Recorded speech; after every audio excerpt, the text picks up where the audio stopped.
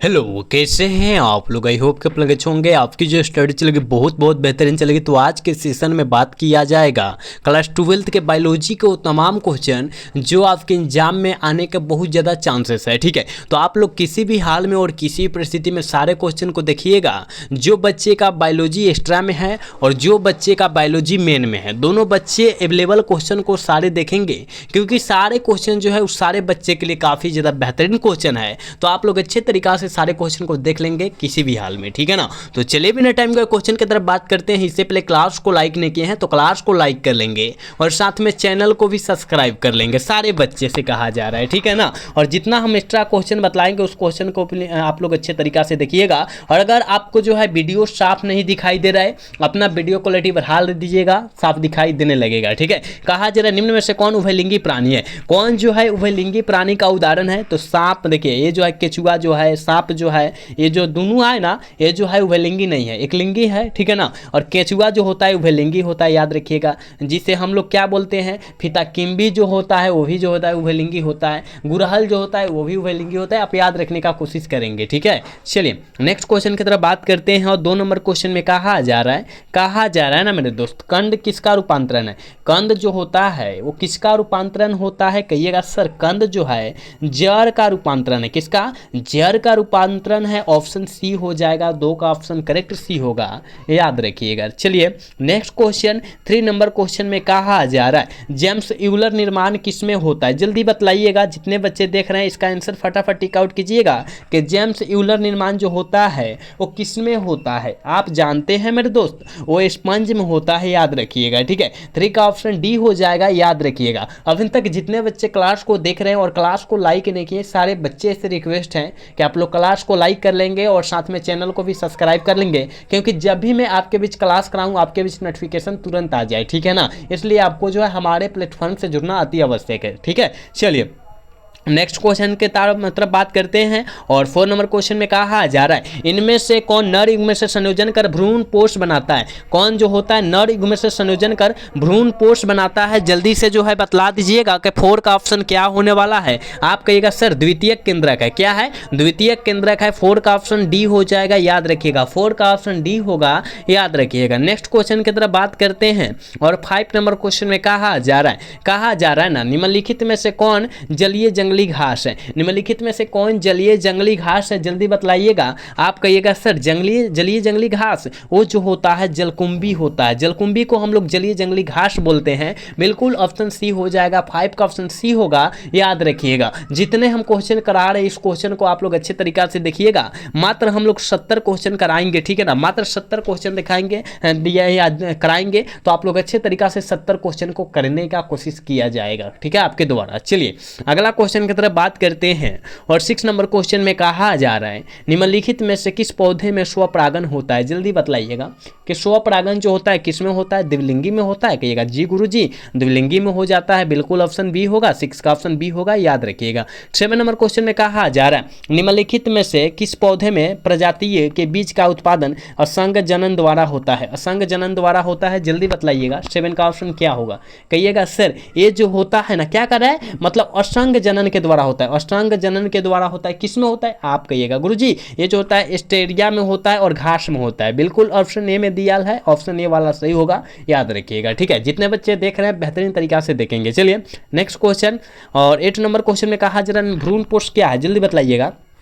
भ्रूण पोष क्या है, आप सभी को पता होगा कि भ्रूण पोष जो होता है 3N होता है, यानी ट्रिप्लॉइड होता है। क्या होता है, ट्रिप्लॉइड होता है। ऑप्शन जो हो जाएगा सी हो जाएगा। 8 का ऑप्शन जो बच्चा सीटी कर रहा है बिल्कुल सही होगा, याद रखिएगा। नेक्स्ट क्वेश्चन की तरफ बात करते हैं। और 9 नंबर क्वेश्चन में कहा जा रहा है ना निम्न में से किस में जल द्वारा परागन होता है। तो सब बच्चे देखेंगे और कहेंगे कि जल द्वारा परागन जो होता है वो किस में हो जाता है, कमल में देखकर आंख मूंद कर टिक आउट कर देंगे। अरे भाई कमल में जो होता है कीट परागन होता है, भले जल में खिलता है लेकिन यह जो है जल परागन इसमें नहीं होता है, कीट परागन होता है। जलकुंभी में जल परागन होता है, यानी 9 का ऑप्शन जो हो जाएगा क्या हो जाएगा, ए हो जाएगा। ठीक है, 9 का ऑप्शन ए हो जाएगा, आप याद रखिएगा। ठीक है ना, हाइड्रीला नत मारिएगा नहीं तो गलत हो जाएगा। ठीक है, चलिए नेक्स्ट क्वेश्चन की तरफ बात करते हैं। और 10 नंबर क्वेश्चन में कहा जा रहा है इनमें से किसका पुष्पासन खाया जाता है, जल्दी बतलाइएगा। हम कहेंगे बाबू पुष्पासन जो खाया जाता है सेब का पुष्पासन खाया जाता है?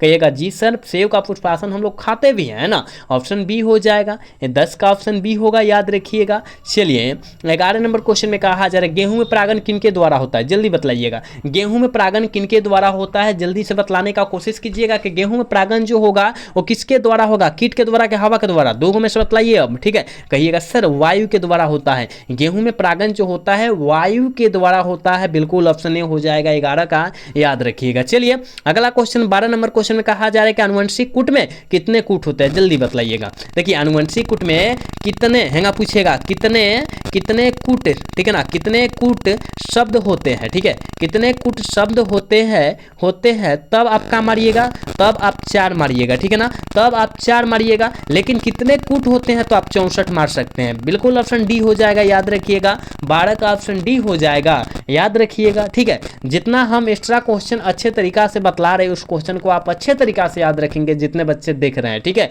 मात्र 70 क्वेश्चन किया जाएगा आज की इस क्लास में। कहा जा रहा है ना, कहा जा रहा है जिब्रेलिन क्या है, आप कहिएगा सर जिब्रेलिन जो होता है एक प्रकार का हार्मोन होता है, और हम लोग यह क्वेश्चन 10 क्लास से ही पढ़ते आ रहे हैं कि जिब्रेलिन जो है हार्मोन है, पढ़ते आ रहे हैं ना, तो याद रखिएगा ऑप्शन ए हो जाएगा। चलिए नेक्स्ट क्वेश्चन 14 नंबर क्वेश्चन में कहा जा रहा है जनक समान जीव प्राप्त हो सकते हैं, जनक के समान जीव प्राप्त हो सकते हैं, किसमें प्राप्त हो सकते हैं, आप कहिएगा सर विखंडन में हो सकते हैं, हाँ बिल्कुल ऑप्शन डी हो जाएगा, ठीक है। 14 का ऑप्शन डी हो जाएगा, याद रखिएगा, ठीक। चलिए अगला क्वेश्चन कहा जा रहा है ना शुक्राणु का संचालन किनके द्वारा होता है, आपके एग्जाम 2023 में यह क्वेश्चन आ रहा है ना, आ गया है कि शुक्राणु का संचालन किनके द्वारा होता है, तो आप मारिएगा पूंछ के द्वारा होता है, ठीक है ना, पूंछ जिसे टेल इंग्लिश में कहते हैं, याद रखिएगा, ठीक है ना। चलिए अगला क्वेश्चन यानी 16 नंबर क्वेश्चन में कहा जा रहा है, और ये भी आपके एग्जाम 2023 में आयल है, ठीक है ना, यह क्वेश्चन 2023 में आयल है, याद रखिएगा।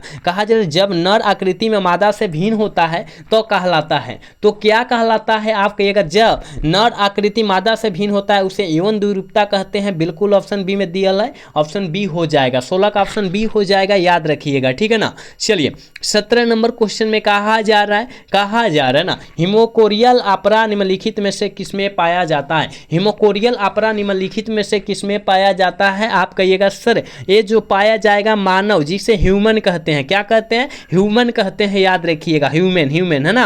चलिए 18 नंबर क्वेश्चन में कहा जा रहा है निम्नलिखित में से कौन गर्भाशय के स्तर में प्रत्यारोपित होता है, निम्नलिखित में से कौन जो होता है गर्भाशय के स्तर में प्रत्यारोपित होता है, आप कहिएगा सर ये जो होता है क्या होता है ब्लास्टोसिस्ट होता है, यानी ऑप्शन डी हो जाएगा, ठीक है। 18 का ऑप्शन डी होगा, याद रखिएगा। नेक्स्ट क्वेश्चन 19 नंबर क्वेश्चन में कहा जा रहा है निम्नलिखित में से कौन अंतःगर्भाशयी युक्ति हार्मोन मोचक है, निम्नलिखित में से कौन अंतःगर्भाशयी युक्ति हार्मोन मोचक है, कौन है, आप कहिएगा सर ये जो है ना LNG20 है, याद रखिएगा, बी ऑप्शन हो जाएगा, ठीक है ना, ऑप्शन 19 का बी हो जाएगा, आप इसको याद रखिएगा। चलिए 20 नंबर क्वेश्चन में कहा जा रहा है 2001 की जनगणना के अनुसार भारत की जनसंख्या वृद्धि दर क्या थी, जल्दी बतलाइएगा। 2001 की जनगणना के अनुसार भारत की जनसंख्या वृद्धि दर जो थी, याद रखिएगा लगभग में 2% थी, याद रखना है, ऑप्शन सी हो जाएगा, ठीक है। अभी तक जितने बच्चे मेरे क्लास को देख रहे हैं और क्लास को लाइक नहीं किए हैं, सारे बच्चे से हाथ जोड़कर विनती है बाबू कि आप लोग क्लास को लाइक कर लीजिए, ठीक है, और साथ में चैनल को भी सब्सक्राइब कर लीजिएगा,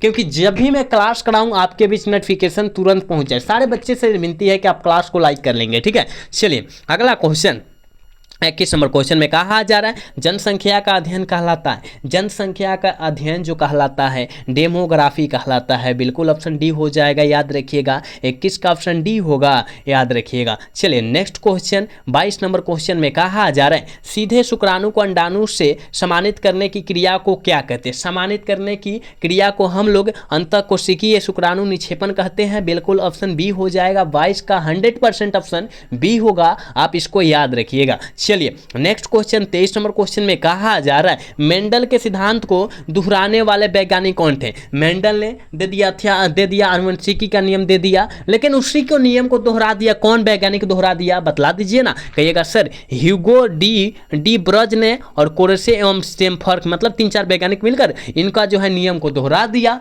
है ना, मेंडल को नियम को दोहरा दिया था, याद रखिएगा, ऑप्शन सी वाला सही हो जाएगा, ठीक। ऑप्शन सी हो जाएगा 23 का, ठीक है ना। चलिए 24 नंबर क्वेश्चन में कहा जा रहा है युग्मन एवं विकर्षण के सिद्धांत को किसने प्रतिपादित किया था, किसने प्रतिपादित किया था, आप कहिएगा सर वेटसन एवं पनेर ने किया था, पनेट ने किया था, बिल्कुल ऑप्शन बी हो जाएगा, ऑप्शन बी में दी हल है, ऑप्शन बी वाला सही हो जाएगा, ठीक है। हम जितना क्वेश्चन आपके बीच रख रहे हैं, करा रहे हैं, तो आप इस क्वेश्चन को अच्छे तरीका से देखेंगे क्योंकि आपके एग्जाम में यहाँ से 100% क्वेश्चन आने का चांसेस है, ठीक है। चलिए 25 नंबर क्वेश्चन में कहा जा रहा है जब किसी उत्परिवर्तन से प्यूरिक के स्थान पर पिरिमिडिन प्रतिस्थापित हो जाए तो इसे क्या कहेंगे, तो इसे हम लोग क्या कहेंगे मेरे दोस्त, उसे हम लोग ट्रांसवर्सन कहेंगे, बिल्कुल ऑप्शन बी हो जाएगा, 25 का ऑप्शन बी हो जाएगा, याद रखिएगा। 26 नंबर क्वेश्चन में कहा जा रहा है जेड डीएनए में डीएनए का अनुव्यास होता है, जेड डीएनए में डीएनए का अनुव्यास जो होता है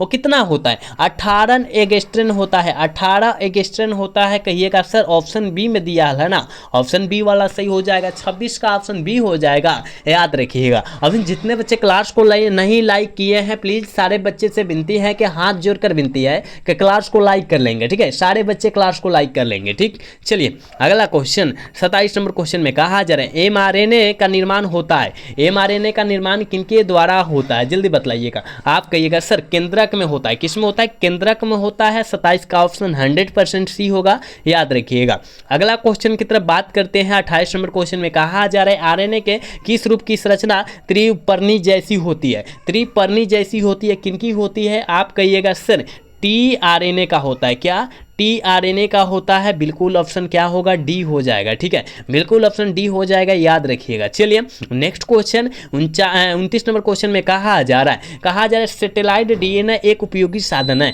सैटेलाइट डीएनए एक उपयोगी साधन है किसका, जल्दी बतलाइएगा। आप कहिएगा सर फोरेंसिक विज्ञान, फोरेंसिक विज्ञान, याद रखिएगा, ऑप्शन सी होगा, 29 का ऑप्शन सी हो जाएगा, याद रखिएगा। नेक्स्ट क्वेश्चन की तरफ बात करते हैं और 30 नंबर क्वेश्चन में कहा जा रहा है जीन अभिव्यक्ति का नियंत्रण किनके स्तर पर होता है, जीन अभिव्यक्ति का नियंत्रण किसके स्तर पर होता है, आप कहिएगा सर वो प्रतिलेखन पर भी होता है, अनुवादन भी होता है, यानी ए और बी दोनों पर हो जाएगा, ऑप्शन डी में दिया है। और यह प्रश्न आपके एग्जाम 2023 में आ चुका है, आप इसको याद रखिएगा, ठीक है, आप इसको हमेशा याद रखने का कोशिश कीजिएगा जब तक आपका परीक्षा न बीत जाए, ठीक है। चलिए अगला क्वेश्चन 31 नंबर क्वेश्चन कहा जा रहा है प्रतिकोडन या एंटीकोडन पाए जाते हैं, प्रतिकोडन या एंटीकोडन जो पाए जाते हैं मेरे दोस्त वो किस में पाए जाते हैं, टीआरएनए में पाया जाता है, बिल्कुल ऑप्शन बी हो जाएगा, 31 का ऑप्शन बी होगा, याद रखिएगा, ठीक है। नेक्स्ट क्वेश्चन की तरफ बात करते हैं और 32 नंबर क्वेश्चन में कहा जा रहा है जंक डीएनए किसको कहा जाता है, जंक डीएनए किसको कहा जाता है, जल्दी बतलाइए, 32 का ऑप्शन क्या होने वाला है,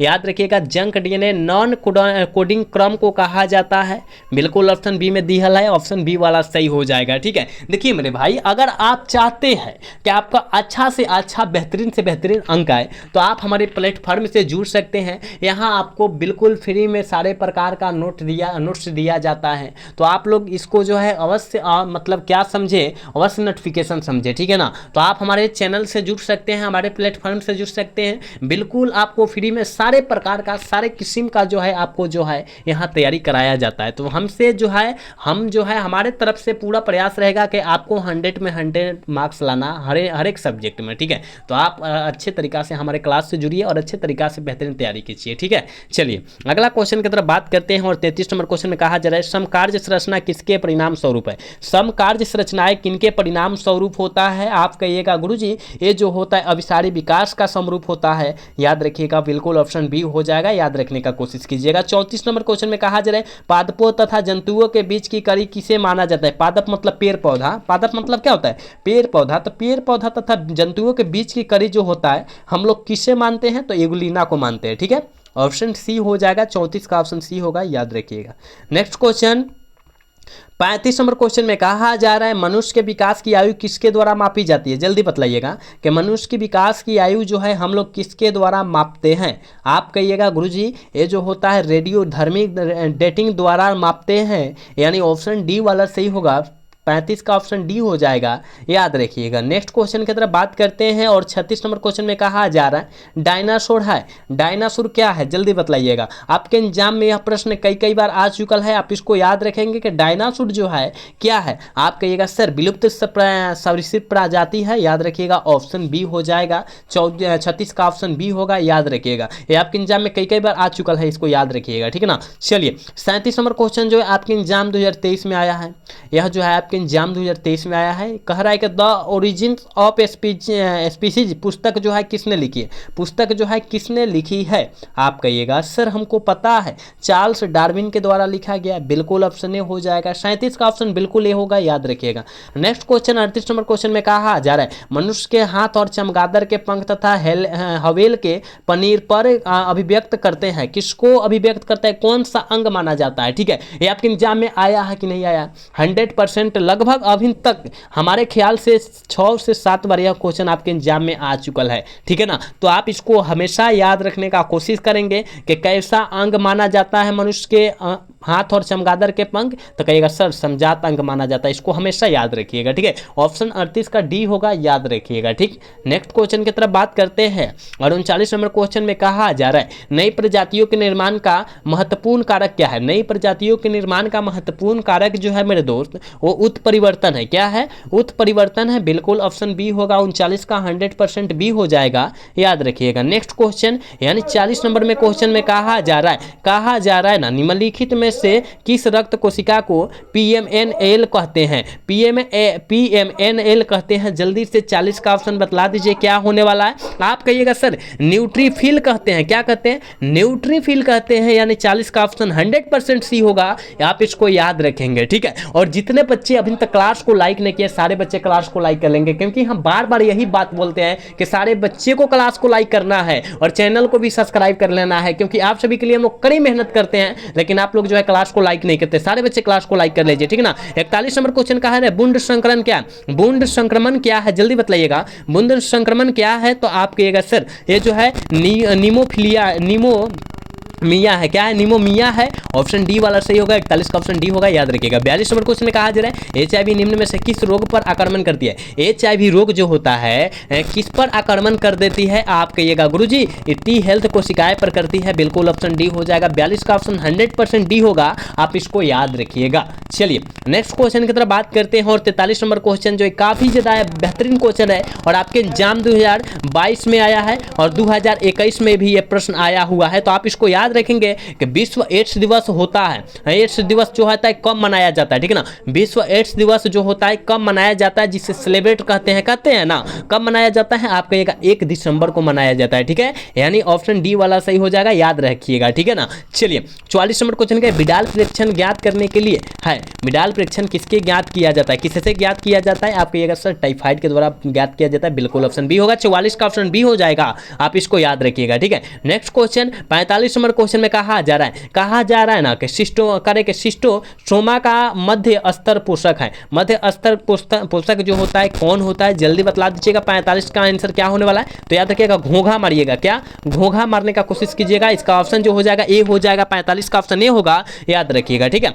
चलिए नेक्स्ट क्वेश्चन 46 नंबर क्वेश्चन में कहा जा रहा है हड्डी तोड़ बुखार का वेक्टर है। हड्डी तोड़ बुखार मतलब जो होता है सबसे ज्यादा बुखार लग जाता है, उसमें जो है चलने का मन नहीं करता है, वही बुखार की बात किया जा रहा है। तो उसमें जो हो जाता है, याद रखिएगा एडीज हो जाता है, क्या होता है, एडीज हो जाता है। 46 का ऑप्शन बी हो जाएगा, याद रखिएगा, ठीक है। 46 का ऑप्शन बी होगा, याद रखिएगा। नेक्स्ट क्वेश्चन की तरफ बात करते हैं और 47 नंबर क्वेश्चन में कहा जा रहा है प्रतिरक्षी उत्पन्न करने वाली कोशिका का नाम क्या है। प्रतिरक्षी उत्पन्न करने वाली कोशिका का नाम जो है क्या है, जल्दी से बतला दीजिएगा। तो आप इनमें से सभी न मार दीजिएगा, नहीं तो ये गलत हो जाएगा। इनमें से सभी बिल्कुल नहीं मारना है, टी कोशिका मारना है, टी सेल मार देना है, सॉरी बी सेल मार देना है, क्या मारना है, बी सेल मारना है, ठीक है ना, बी सेल मारना है। 47 का ऑप्शन बी होगा, याद रखिएगा, ठीक है ना। चलिए नेक्स्ट क्वेश्चन 48 नंबर क्वेश्चन में कहा जा रहा है संक्रमणित पेयजल के फैलने वाला रोग निम्नलिखित में से कौन है, जल्दी बताइएगा कि संक्रमणित जो होता है पेयजल मतलब पीने से, मतलब नहीं होता है दूषित जल पीने से कौन सा रोग फैलता है। आप कहिएगा सर दूषित जल पीने से टाइफाइड रोग जो होता है ना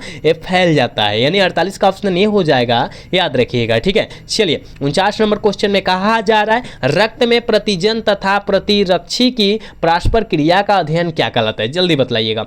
49 का ऑप्शन जल्दी बतला दीजिएगा क्या होगा। आप कहिएगा सर सेलुलोजी कहलाता है। क्या कहलाता है? सेलुलोजी कहलाता है। ऑप्शन ए हो जाएगा, ठीक है। और हम 50 क्वेश्चन ही रहने देते हैं, ठीक है, 50 क्वेश्चन ही रहने देते हैं। थोड़ा सा बोलने में थोड़ा सा तकलीफ हो रहा है ना, थोड़ा सा तकलीफ हो रहा है, ठीक है, तो 50 क्वेश्चन ही रहने दें। लेकिन देखिए यहाँ हम लोग 70 क्वेश्चन लाए हैं आपके बीच, ठीक है ना, 70 क्वेश्चन लाए हैं, लेकिन हम लोग 50 क्वेश्चन ही रहने दे रहे हैं, ठीक है ना। जल्दी से इसका आंसर बतला दीजिएगा बाबू क्या होने वाला है, ठीक है ना। कह रहा है बासमती चावल की कितनी किस्म भारत में उगाई जाती है। बासमती जो चावल हम लोग खाते हैं, अब उतना नहीं खाते थे, अब नहीं खाते हैं, लेकिन खाते हैं, किनुआ खाते हैं ना। तो याद रखिएगा बासमती चावल की कितनी किस्म भारत में उगाई जाती है। लगभग में कितनी? आप कहिएगा सर 27 किस्में, लगभग में 27 किस्म उगाई जाती है, यानी ऑप्शन सी में दिया है, ऑप्शन सी वाला सही होगा। 50 का ऑप्शन सी हो जाएगा, याद रखिएगा, ठीक है। देखिए हम लोग 70 क्वेश्चन यहाँ देखने वाले थे, यहाँ 70 क्वेश्चन हम लोग लाए भी है। देखिए 51, 52, 53 आएगा, ठीक है ना, आगे चल के। तो यहाँ पर हम लोग 70 क्वेश्चन लाए थे, लेकिन 50 क्वेश्चन ही देख रहे हैं। क्यों? क्योंकि थोड़ा सा बोलने में तकलीफ हो रहा है ना, इसी के चलते थोड़ा सा हम क्या करें, 50 क्वेश्चन पे ही रहने दे रहे हैं, ठीक है ना। 20 क्वेश्चन जो है अगले क्लास में हमको अटेम्प्ट कर लेंगे, ठीक है ना,